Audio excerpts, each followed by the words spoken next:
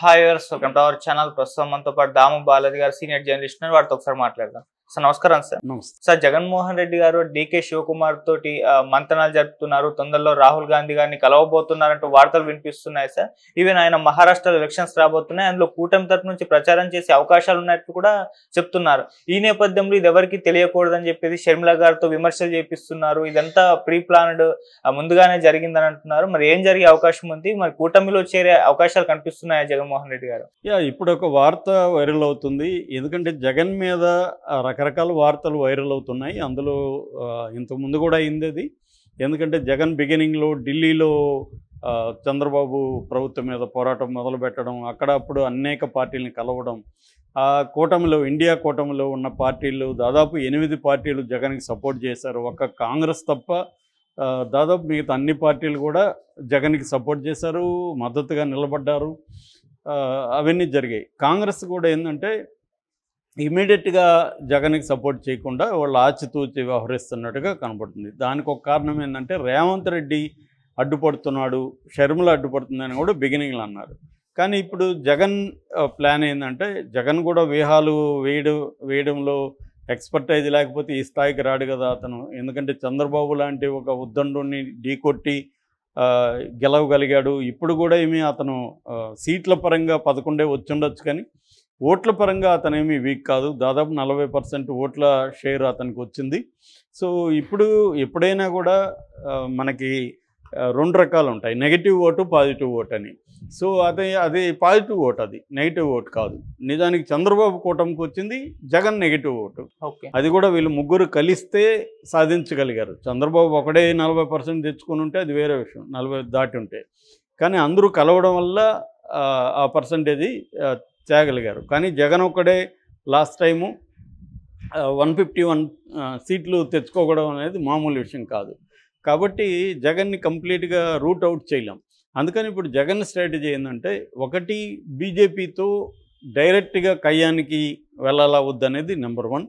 2 కూటమి, ఇండియా కూటమిలోకి వెళ్ళాలా లేదా అనేది నెంబర్ 2. ఇక్కడ ఇది ఇంకా ఎన్నికలు అయితే టైం ఉంది, ఇప్పటికిప్పుడు డెసిషన్ తీసుకోవాల్సిన అవసరం లేదు.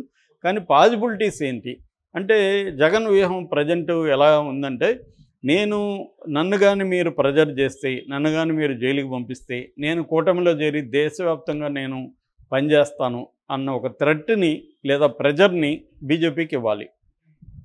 అప్పుడు బీజేపీ ఏం చేస్తుంది, జగన్ మనకు అనుకూలంగానే ఉన్నాడు, సో జగన్తో మనం ఇప్పుడు వైరం పెట్టుకోవాల్సిన అవసరం లేదు, చంద్రబాబు కోసం జగన్తో వైరం పెట్టుకోవాల్సిన అవసరం లేదు.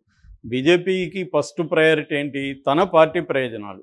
బీజేపీకి ఫస్ట్ ప్రయోజనం తన పార్టీ ప్రయోజనాలే కాకుండా దేశంలో ప్రధానమంత్రిగా మళ్ళీ మోడీ రావడమే బీజేపీకి ఉండే వ్యూహం. ఒక రాష్ట్రం ఉందా లేదనేది వాళ్ళకి అనవసరం, ఆ రాష్ట్రంలో ప్రధానమంత్రి కావడానికి మద్దతు ఉందా లేదనేది ఇంపార్టెంట్. ఇప్పటికిప్పుడే ఆంధ్రప్రదేశ్లో బీజేపీ బలపడే పరిస్థితి లేదు. చంద్రబాబు నెక్స్ట్ కూడా ఎన్నికల ముందు ప్రీ పోల్ అలయన్స్ పెట్టుకొని వెళ్దామనేది చంద్రబాబుకు ఉంది, పవన్ కళ్యాణ్కి కూడా ఉంది. కానీ బీజేపీకి ఇప్పటికిప్పుడే ఈ డెసిషన్ కంప్లీట్గా రాకపోవచ్చు. ఎందుకంటే ఈ 5 ఏళ్ళ లేదా 4 ఏళ్ళ ఎన్నికలు ఒకవేళ ముందుకు వస్తే 27 ఎండింగ్ అలా వచ్చిన ఈ 3-4 ఏళ్లలో చంద్రబాబుకు వ్యతిరేకమైన పవనాలు కానీ వీస్తుంటే వాళ్ళు జగన్తో కూడా వెళ్ళే అవకాశం ఉంది. అందుకని ఇప్పుడు జగన్ ముందున్న కర్తవ్యం ఏంటంటే, ఇది వాచ్ చేస్తూ శత్రువు వ్యూహాలు ఎలా ఉన్నాయి అంటే, చంద్రబాబు వ్యూహాలు, పవన్ కళ్యాణ్ వ్యూహాలు ఎలా ఉన్నాయి, మోడీవి ఎలా ఉన్నాయి, ఇవన్నీ వాచ్ చేస్తూ దానికి తగినట్టుగా స్టెప్పులు వేసుకుంటూ వెళ్ళాలి. ఒకేసారి స్టెప్పులు వేయడం కష్టం. అందుకని గ్రౌండ్ కూడా ప్రిపేర్ చేసి పెట్టాలి. అంటే ఇప్పుడు ప్లాన్ ఏ, ప్లాన్ బి కూడా ఉండాలి. ప్లాన్ ఏలోనే ఉన్నాం అనుకో, ప్లాన్ ఏ ఫెయిల్ అయిందనుకో, నీకప్పుడు నువ్వు ఇరుక్కుపోతావు. అందుకని ప్లాన్ బి ఉండాలి, అవసరమైతే ప్లాన్ సి కూడా ఉండాలి. లైఫ్లో అయినా ఎవరికైనా కూడా ఏ పని చేసినా ప్లాన్ ఏ, ప్లాన్ ఒకవేళ ఇది ఫెయిల్ అయితే ఏంటి అంటే 2 రకాలు అంటారు అన్నమాట. Plan for the best, prepare for the worst అని. అంటే ఒక సిచ్యువేషన్లో వరస్ట్కి ప్రిపేర్ అయ్యి ఉండాలి. వరస్ట్ అంటే ఏంటి, ఇప్పుడు వరస్ట్ అంటే ఏంటి, మోడీ జగన్ని జైలుకి పంపించడం. అంటే ఆయన మీద ఆల్రెడీ కేసులు కత్తుల్లాగా వేలాడుతున్నాయి, ఏది కదిపినా ఆ కత్తి వెళ్ళి గుచ్చుకుంటుంది.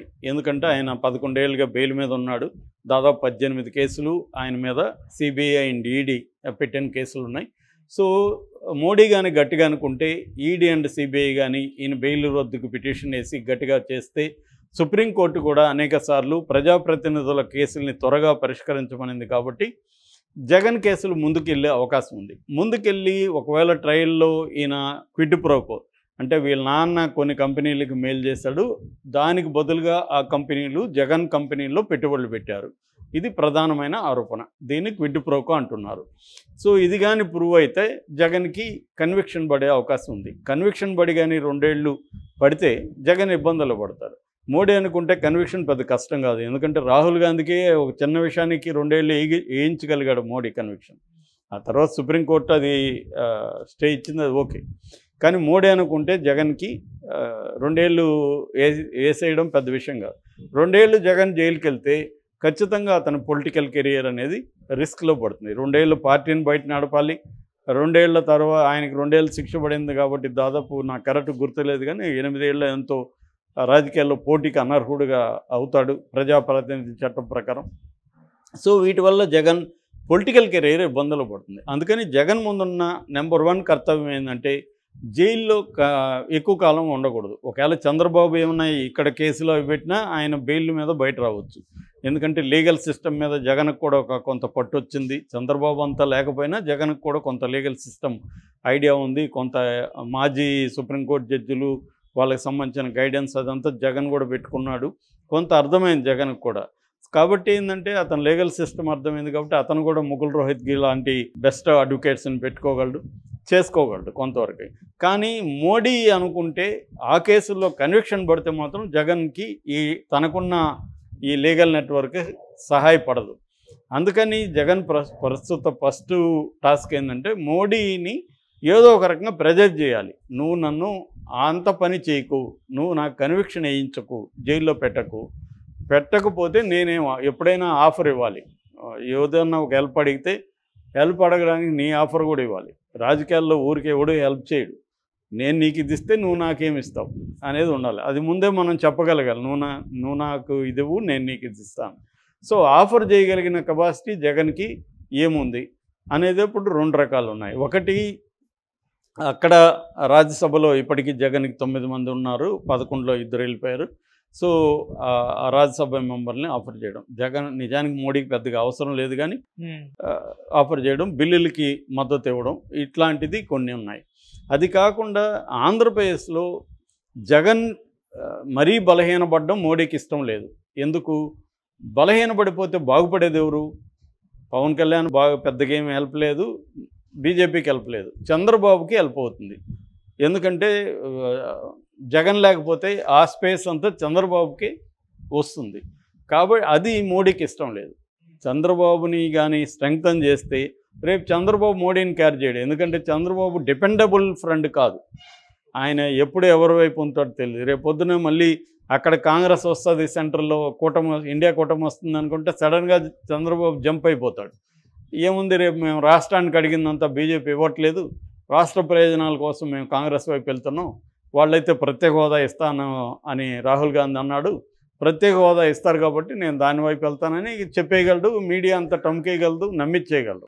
కాబట్టి అది మోడీకి తెలుసు. అందుకని మోడీ ఏంటంటే చంద్రబాబుని స్ట్రెంగ్తన్ చేయకూడదు, చంద్రబాబు బలహీనంగానే ఉండాలి అనేది మోడీకి ఉన్న ప్లాన్. బలహీనంగా ఉండాలంటే జగన్ మరీ వీక్ అయిపోకూడదు. జగన్ కన్విక్షన్ పెట్టి చేయడం వల్ల మోడీకి వచ్చేది ఏంటి? కాబట్టి ఇవన్నీ మోడీ ఆలోచిస్తాడు, ఇదంతా ఆలోచిస్తాడని జగన్కి తెలుసు. కాబట్టి జగన్ ఏంటంటే ఒక ప్రెజర్ టాక్టిక్స్ అంటారు. అంటే నేను రాహుల్ గాంధీతో కలుస్తున్నాను, నేను కూటమిలోకి వెళ్తాను అన్న ఒక సిగ్నల్స్ని మోడీకి ఎప్పటికప్పుడు పంపిస్తూ ఉంటే మోడీ తనని కొంత జాగ్రత్తగా డీల్ చేస్తాడనేది జగన్కి ఇది. ఇప్పటికిప్పుడే నేను అనుకోవడం జగన్ కూటమిలో చేరడు, కాకపోతే చేరడానికి సంబంధించి ప్రయత్నాలు చేస్తున్నట్టుగా మాత్రం ట్రై చేస్తాడు. అందుకని ఎక్కువ బెంగళూరు వెళ్ళడం, డీకే శివకుమార్తో కలవడం, వీలైతే రాహుల్ గాంధీతో సమావేశం.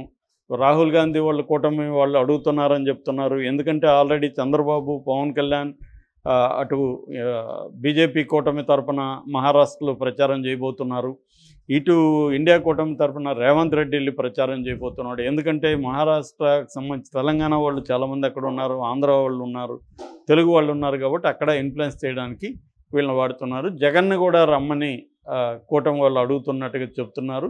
అందుకనే జగన్ నిన్న ఒక ట్వీట్ చేశాడు.